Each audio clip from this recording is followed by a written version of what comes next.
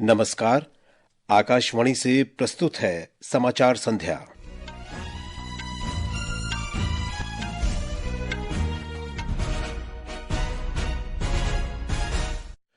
प्रधानमंत्री नरेंद्र मोदी ने कहा, पिछले 10 वर्षों में जैव अर्थव्यवस्था 10 अरब डॉलर से बढ़कर 150 अरब डॉलर हो गई है।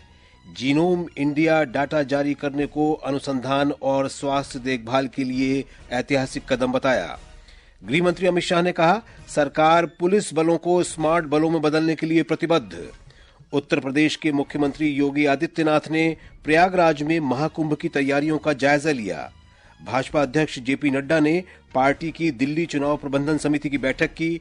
आम आदमी पार्टी के वरिष्ठ नेता अरविंद केजरीवाल ने फर्जी वोटरों को लेकर चुनाव आयोग से मुलाकात की। इस वर्ष गणतंत्र दिवस परेड देखने के लिए लगभग 10,000 विशेष अतिथियों को आमंत्रित किया गया और कुआलालंपुर में मलेशिया ओपन बैडमिंटन में चिराग शेट्टी और सात्विक साईराज रंकीरेड्डी की भारतीय जोड़ी पुरुष डबल्स क्वार्टर फाइनल में पहुंची। समाचार संध्या के साथ मैं विशाल शर्मा। प्रधानमंत्री नरेंद्र मोदी ने कहा है कि पूरी दुनिया विभिन्न वैश्विक समस्याओं के समाधान के लिए भारत की ओर देख रही है। श्री मोदी ने आज शाम नई दिल्ली में जीनोमिक्स डाटा कॉन्क्लेव के लिए एक वीडियो संदेश में कहा कि जीनोम इंडिया प्रोजेक्ट देश के जैव प्रौद्योगिकी परिदृश्य को परिभाषित करता है। प्रधानमंत्री ने कहा कि विकसित भारत को जैव अर्थव्यवस्था आधारित बनाने के लिए 21वीं सदी में जैव प्रौद्योगिकी और जैव ईंधन का समन्वय महत्वपूर्ण आधार है। बायो इकोनॉमी सस्टेनेबल डेवलपमेंट को गति देती है, इनोवेशन को अवसर देती है। मुझे खुशी है कि बीते 10 वर्षों में देश की बायो इकोनॉमी तेजी से आगे बढ़ी है। साल 2014 में जो बायो इकोनॉमी 10 बिलियन डॉलर की थी, वो आज 150 बिलियन डॉलर से ज्यादा की हो गई है। भारत अपनी बायो इकोनॉमी को नई बुलंदी देने में भी जुटा है। श्री मोदी ने जीनोम इंडिया डाटा जारी करने की सराहना की तथा इसे अनुसंधान और स्वास्थ्य देखभाल के लिए ऐतिहासिक कदम बताया। बीते 10 सालों में रिसर्च और इनोवेशन के लिए पढ़ाई के हर स्तर पर बहुत जोर दिया गया। आज 10,000 से ज्यादा अटल टिंकरिंग लैब में हमारे स्टूडेंट्स हर रोज नए नए एक्सपेरिमेंट कर रहे हैं। नौजवानों के इनोवेटिव आइडियाज को आगे बढ़ाने के लिए पूरे देश में सैकड़ों अटल इंक्यूबेशन सेंटर बने। कार्यक्रम के दौरान विज्ञान और प्रौद्योगिकी मंत्री डॉक्टर जितेंद्र सिंह ने एक्सचेंज ऑफ डाटा प्रोटोकॉल का प्रारूप जारी किया और आईबीडीसी डाटा एक्सेस पोर्टल का लोकार्पण किया। डॉक्टर सिंह ने कहा कि पिछला दशक भारत में जैव प्रौद्योगिकी के क्षेत्र में परिवर्तनकारी रहा है। हमारा ये मानना है कि आने वाले समय में जहां एक और अर्थव्यवस्था का एक प्रमुख अंग बायो इकोनॉमी रहेगा, वहीं उसी तरह से हेल्थ केयर में भी आने वाले समय में gene therapies, genetic methods of diagnosis, genetic methods of treatment, यही प्रमुखता से हमारे स्वास्थ्य सेवाओं का एक प्रमुख अंग बनकर उभरेंगे। प्रधानमंत्री नरेंद्र मोदी ने कहा है कि वर्ष 2047 तक भारत को विकसित राष्ट्र बनाने में प्रवासी भारतीयों की निर्णायक भूमिका है। श्री मोदी ओडिशा के भुवनेश्वर में 18वें प्रवासी भारतीय दिवस का औपचारिक उद्घाटन करने के बाद सभा को संबोधित कर रहे थे। प्रधानमंत्री ने वैश्विक विकास और भारत की विकास यात्रा में प्रवासी भारतीयों की महत्वपूर्ण भूमिका की सराहना की। भारत के लोकतांत्रिक मूल्यों के महत्व पर चर्चा करते हुए श्री मोदी ने कहा कि भारत न केवल लोकतंत्र की जननी है, बल्कि लोकतंत्र हमारी जीवन शैली में समाहित है। प्रधानमंत्री ने इस अवसर पर कई प्रदर्शनियों का उद्घाटन किया। कार्यक्रम में विदेश मंत्री डॉक्टर एस जयशंकर ने कहा कि ओडिशा में प्रवासी भारतीय दिवस सम्मेलन की मेजबानी नरेंद्र मोदी सरकार की पूर्वोदय नीति को दर्शाती है। इस वर्ष के प्रवासी भारतीय दिवस सम्मेलन का विषय है विकसित भारत में प्रवासी भारतीयों का योगदान। राष्ट्रपति द्रौपदी मुर्मू कल 18वें प्रवासी भारतीय दिवस सम्मेलन के समापन समारोह में शामिल होंगी। राष्ट्रपति अपने गृह राज्य ओडिशा की 2 दिवसीय यात्रा पर आज शाम भुवनेश्वर पहुंची। भारत सरकार और ओडिशा सरकार द्वारा संयुक्त रूप से आयोजित इस सम्मेलन में लगभग 75 देशों से लगभग 6,000 प्रवासी भारतीय भाग ले रहे हैं। राष्ट्रपति विभिन्न क्षेत्रों में उत्कृष्टता के लिए भारतीय प्रवासियों के 17 प्रतिष्ठित सदस्यों को प्रवासी भारतीय सम्मान पुरस्कार भी प्रदान करेंगी। केंद्रीय गृह मंत्री अमित शाह ने कहा है कि सरकार कानून व्यवस्था बनाए रखने के साथ साथ आंतरिक सुरक्षा की चुनौतियों का सामना करने के लिए भारतीय पुलिस बलों को स्मार्ट बलों में बदलने के लिए प्रतिबद्ध है। नई दिल्ली में आज पुलिस अनुसंधान और विकास ब्यूरो में एक समीक्षा बैठक की अध्यक्षता करते हुए उन्होंने ये बात कही। बैठक के दौरान श्री शाह ने ब्यूरो के 6 प्रभागों की उपलब्धियों, चल रहे कार्यों और भविष्य की रूपरेखा की भी समीक्षा की। उन्होंने नए आपराधिक कानूनों के कार्यान्वयन की दिशा में पुलिस अनुसंधान और विकास ब्यूरो द्वारा किए गए प्रयासों और पहलों की भी समीक्षा की। उन्होंने कहा कि पुलिस ब्यूरो को जमीनी स्तर पर कानून व्यवस्था में आने वाली चुनौतियों की पहचान कर उन पर अनुसंधान करना चाहिए और उनके समाधान खोजने की दिशा में काम करना चाहिए। ये समाचार हमारी वेबसाइट www.newsonair.gov.in और हमारे न्यूज ऑन एआईआर ऐप पर भी उपलब्ध हैं। समाचार संध्या में आपका फिर स्वागत है। उत्तर प्रदेश के मुख्यमंत्री योगी आदित्यनाथ ने कहा है कि प्रयागराज में 2025 का महाकुंभ आस्था और आधुनिकता का संगम होगा। प्रयागराज में आज शाम मीडिया को जानकारी देते हुए मुख्यमंत्री ने कहा कि आज उन्होंने महाकुंभ की तैयारियों का जायजा लिया। आस्था और आधुनिकता का ये महासमागम प्रत्येक व्यक्ति के जीवन में भी कैसे खुशहाली ला सकता है। लाखों लोग इस पूरी व्यवस्था के साथ जुड़े हुए, 2 लाख करोड़ रुपए का ग्रोथ अकेले प्रयागराज महाकुंभ से होने, कैसे आस्था अर्थव्यवस्था को सुदृढ़ता प्रदान करती है, प्रयागराज उसका एक नया उदाहरण बनने जा रहा है। और इसलिए आज के इस अवसर पर स्वच्छ कुंभ के साथ साथ इसको हम लोगों ने एक सुरक्षित, तो व्यवस्थित और आधुनिक महासमागम के रूप में जो भी योजना तैयार की है आपके सामने है। श्री आदित्यनाथ ने आज प्रयागराज में महाकुंभ 2025 के लिए डिजिटल मीडिया सेंटर का भी उद्घाटन किया। उत्तर प्रदेश के प्रयागराज में कल आकाशवाणी के कुंभवाणी चैनल का शुभारंभ किया जाएगा। उत्तर प्रदेश के मुख्यमंत्री योगी आदित्यनाथ महाकुंभ को समर्पित इस चैनल की शुरुआत करेंगे।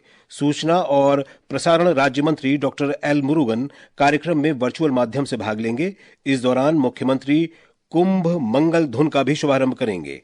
आकाशवाणी का कुंभवाणी चैनल कल से 26 फरवरी तक सुबह 5:55 से रात 10:05 तक महाकुंभ की गतिविधियों पर आधारित कार्यक्रम प्रसारित करेगा। कुंभवाणी चैनल के जरिए अमृत स्नान की लाइव कमेंट्री प्रसारित की जाएगी। कार्यक्रम को 103.5 megahertz frequency, news on AIR app और वेव्स ओटीटी प्लेटफॉर्म पर सुना जा सकेगा।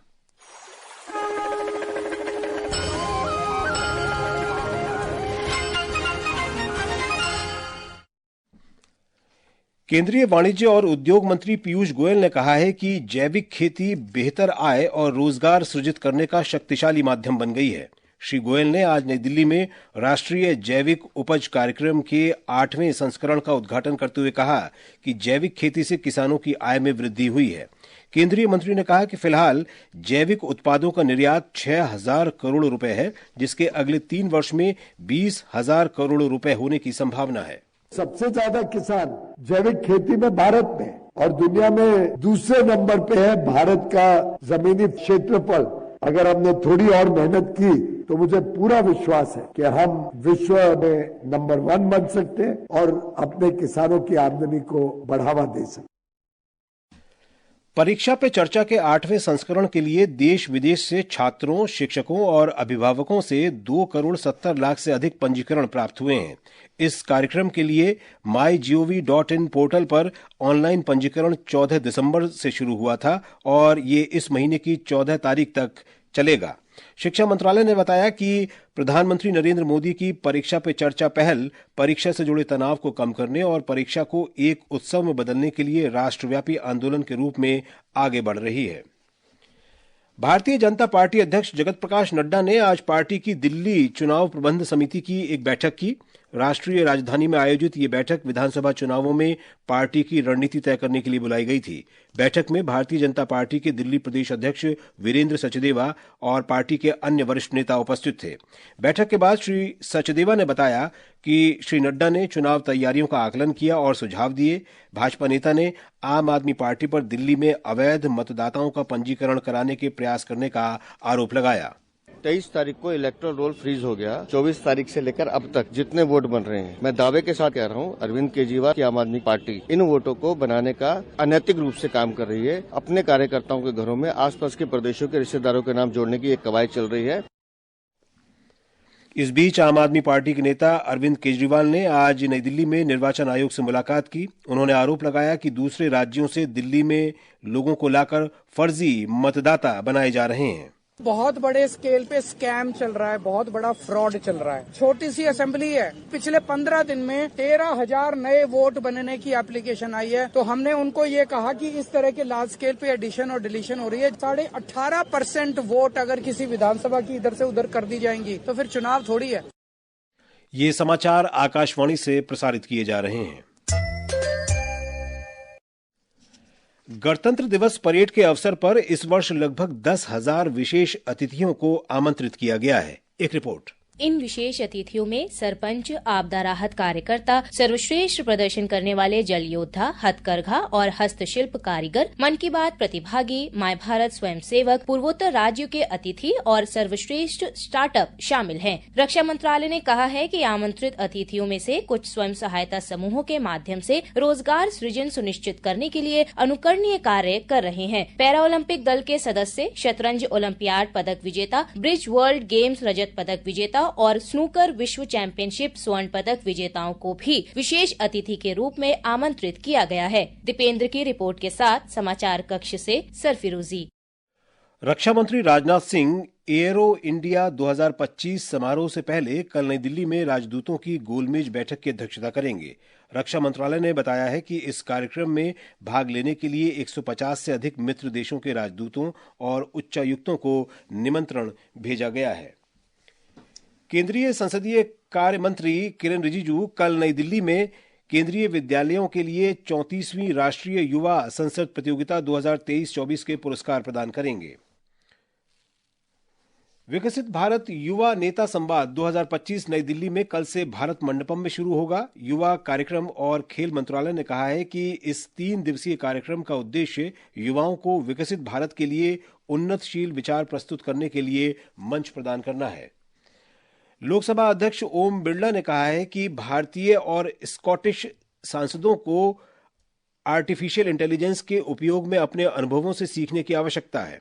श्री बिरला ने इंग्लैंड, स्कॉटलैंड और गवर्नर्स की अपनी यात्रा के दौरान स्कॉटलैंड के प्रथम मंत्री जॉन सुनी के साथ एक बैठक में ये बात कही।